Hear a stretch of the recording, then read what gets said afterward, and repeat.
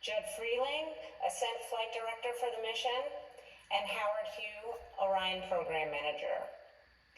We'll have some opening remarks and then take questions both from reporters here in the room and on the phone.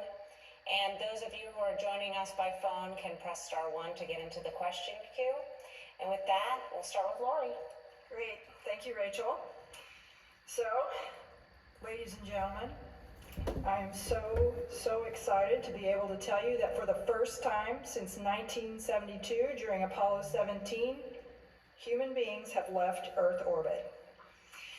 With Artemis 2's successful 5-minute and 50-second translunar injection burn this evening, our 4 crew members, NASA astronauts Reed Wiseman, Victor Glover, Christina Cook, and Canadian astronaut Jeremy Hansen, are now on their trajectory toward the moon. The burn was executed by our flight operations team here in Houston, and it was flawless. The burn was the last major firing of this mission.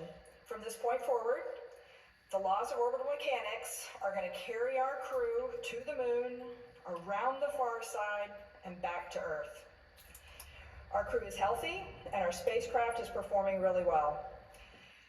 After we've had a series of checkouts since launch, and again, everything really performing pretty well. And we are on the path that we designed for this mission.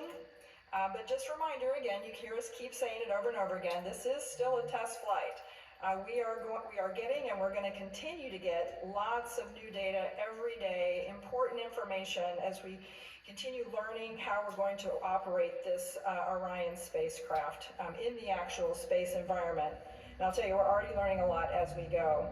We've encountered several things along the way. We're not really tracking anything right now that's of concern, but anything that we've encountered since we've launched was brought to our mission management team today and discussed, and the satisfactory path forward on every case, and a unanimous decision to proceed forward with the go for the translunar injection burn. So you'll hear a little bit more about some of that here in a minute, all the things that we've been doing. As a reminder, we got 8 days of work ahead, and we intend to learn as much as we can, everything that we can that this vehicle can teach us. And with that, let's see, before I do that, we had a couple images we wanted to share. Let's see if we can pull some of those up. I wanted to share one of my favorite images. This one I saw last night. Actually, I was getting onto the plane to fly here from Florida.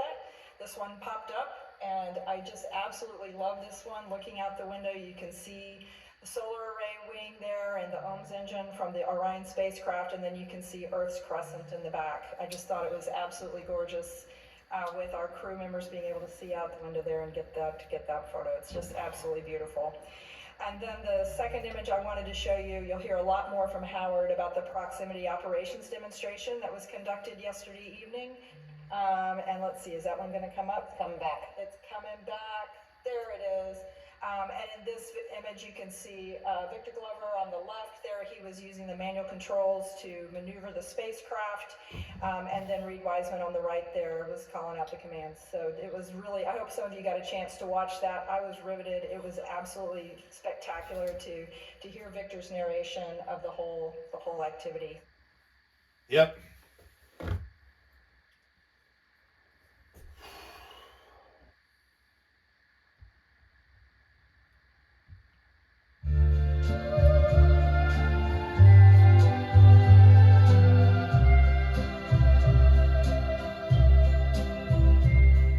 See the tree, how big it's grown, but friend, it hasn't been too long, it wasn't big. I laughed at her and she got mad. The first day that she planted it was just a twig. Then the first snow came and she ran out to brush the snow away so it wouldn't die.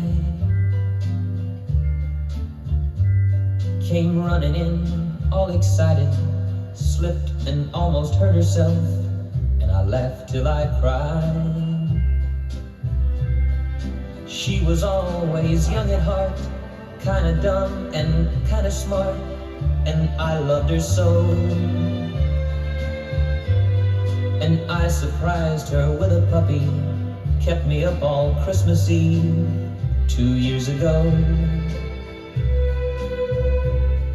And it would sure embarrass her when I came in from working late, 'cause I would know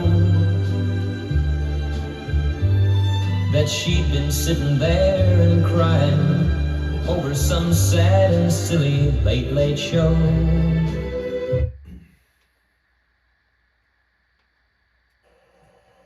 Hi, Lauren Grush with Bloomberg. Thanks so much and congratulations again. I wanted to ask about the troubleshooting of the toilet that happened on that first day. Can you just explain to us what the issue was and how they fixed it? And on a priority scale, would you say this was a number one priority or a number two? So when, Yep. Trolls.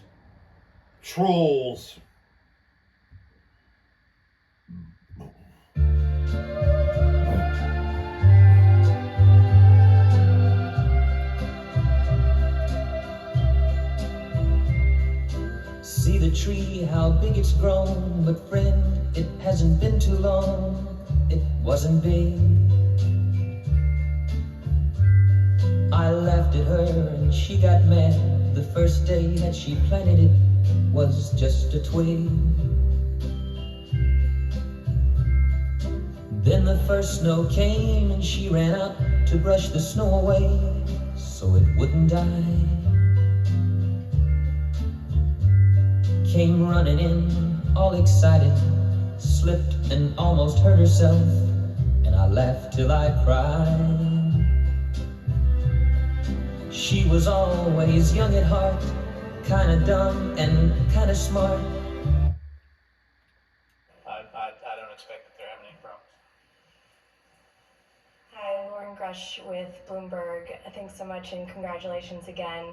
I wanted to ask about the troubleshooting of the toilet that happened on that first day.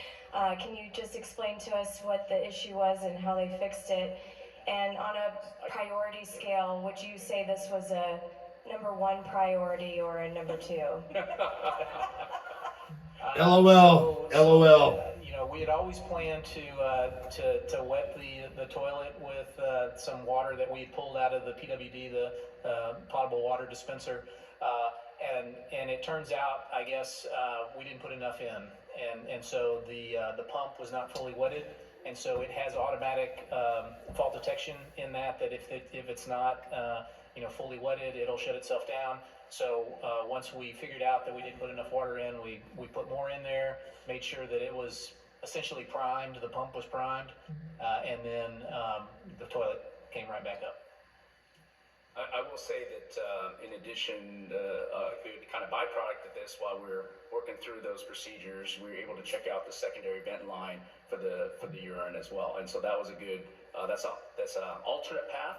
If we could not go with the primary line, we were able to vent out on the secondary line, and we were able to demonstrate that. And we didn't demonstrate it today, the primary vent line through the working toilet. So I think both lines are working well, and really happy about that. I'll just add real quickly that I think this is a great example of some of the procedural things as we're learning to work and live in the Orion capsule. We've got real humans in there. They're trying to live and learn, and we're gonna learn things along the way. Oops, we need to do this. We need to prime it first. This is the kind of things we're gonna get. All right, we'll take several questions from the phone now, and we'll start with Marcia Dunn from the Associated Press. Oh yes, hi, good evening. I have a question probably for you, Lori. Could you just sort of, or anybody really, could you talk about the stress level in mission control prior to the TLI burn? I mean, were you really sweating it there? And now that that's done, do you have any new revised numbers for the lunar flyby distance? Do you still think the Orion's going to go 4,000 miles past the moon before turning around, maybe closer to 5,000? Any new lunar distance numbers from today? Thanks. Hey, Marcia, thanks for the questions. I'll let Jed speak to what the mood was like down in Mission Control. I was actually sitting up observing the room and listening in on the loops.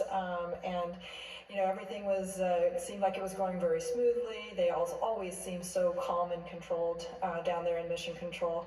Up in the room where I was with several other folks, as soon as we counted down and we started that burn, we just sat in silence and watched the clock go and waited for that statement that said the burn was complete. And it was just wonderful to just sit there, watch, enjoy it, and say, we've done this. So it's a great accomplishment. We're really proud of all the teams that got us to this point.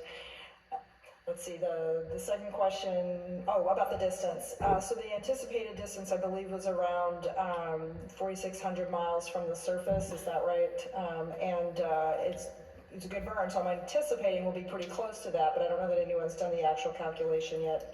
Yeah, assuming that we had a nominal burn, which we did, the max distance that our folks calculated was 219,639 nautical miles max distance from the Earth. Yeah. Okay. So, as far as the mood in Mission Control, these teams have done lots and lots of simulations, and so I would say they're consummate professionals. Everybody, even with the sensor problems that we had, able to do the TLI and get us through everything perfectly. So I mean, I wouldn't say there's any stress level at all. Yeah, maybe.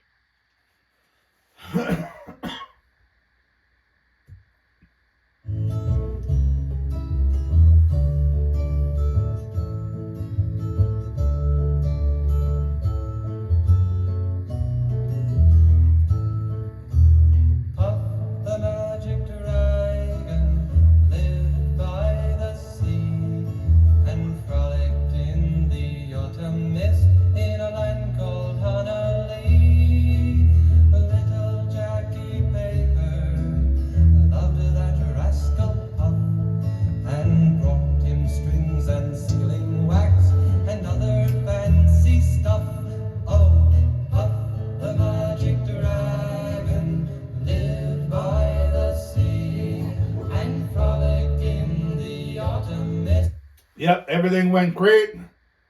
We're going back to the moon. There was zero doubt. Yep. Business as usual. Business as usual.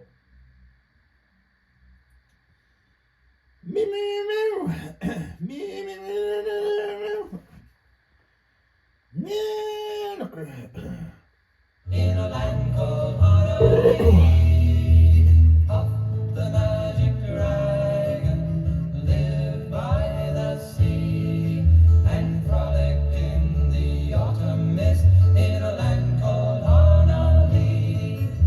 Together they would travel on a boat with billowed sail. Jackie kept a lookout perched on Puff's gigantic tail. Noble kings and princes. Hey, Lori, I'll jump in on the mission evaluation room that supports the flight control team. I have a question on the exercising. So I was watching the video when Reed was exercising, and I know Mission Control kind of started chuckling because you could see the movement. So I was wondering if you could kind of quantify a little bit how much was moving. I know it was expected, but I'm still curious to know how much. Also, just a technical question. Would you say that Orion was in higher orbit or lower orbit during the PLI burn, just because it seems so close to the Earth? Thanks. Let me take that. Let's see. As far as the exercise, the flywheel machine, it's a little bit like a rowing machine. I think you saw that. I mean, are you asking? I didn't quite understand the question. Like, how much movement does the capsule do while we're doing the movement? Is that the question? Yeah. I didn't. I don't think we saw anything that we didn't expect. Yeah, you'll see some solar array dynamics, which is expected, but it didn't perturb any of our control where we've had to make any. You gotta have one of those smart Asians, that random Asian, Look at me, I'm smart. Yeah, go fuck yourself, guy. The Earth is flat. Man,